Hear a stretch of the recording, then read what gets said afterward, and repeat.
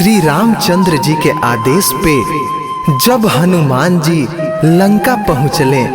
तब अशोक वाटिका में माता जानकी से मिलले। तब माँ जानकी हनुमान जी से एक सवाल पूछली, आई कैसे?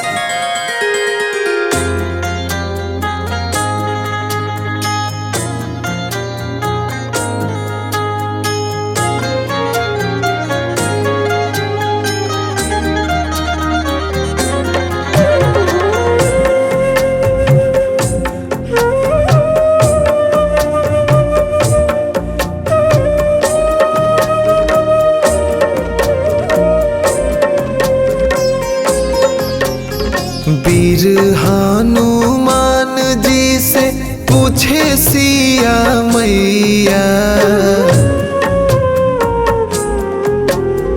वीर हनुमान जी से पूछे सिया मैया,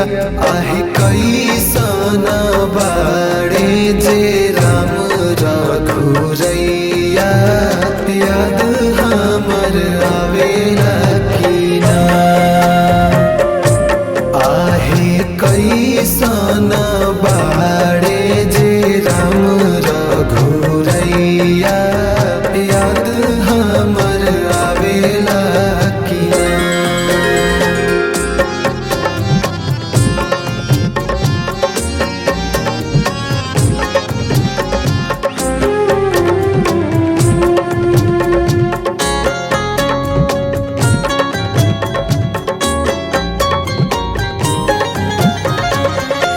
गिरतवे नैना से नीर,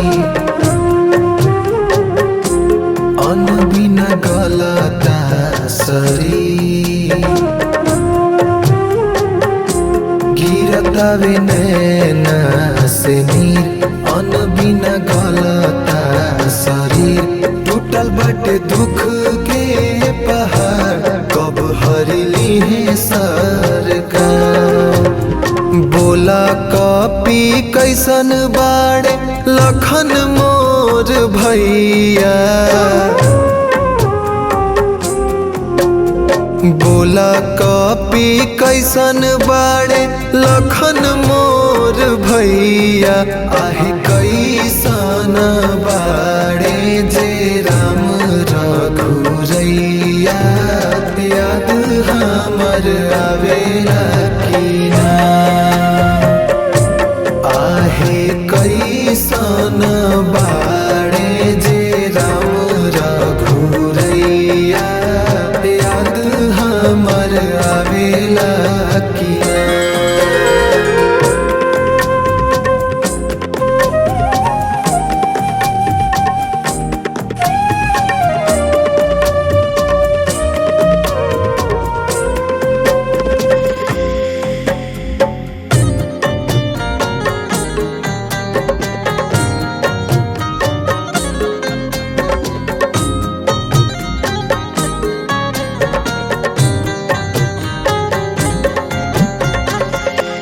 एक माह भीतर जे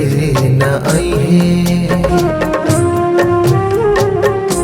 हमके जियत नाही पाइहे, एक माह भीतर जे न आइहे, हमके जियत नाही पाइहे, बेरी बेरी धमकी देवे दुराचारी, कही ह कि कहली प्राण प्यारी, हरि हे मधुसूदन कबले दुखावा बलैया,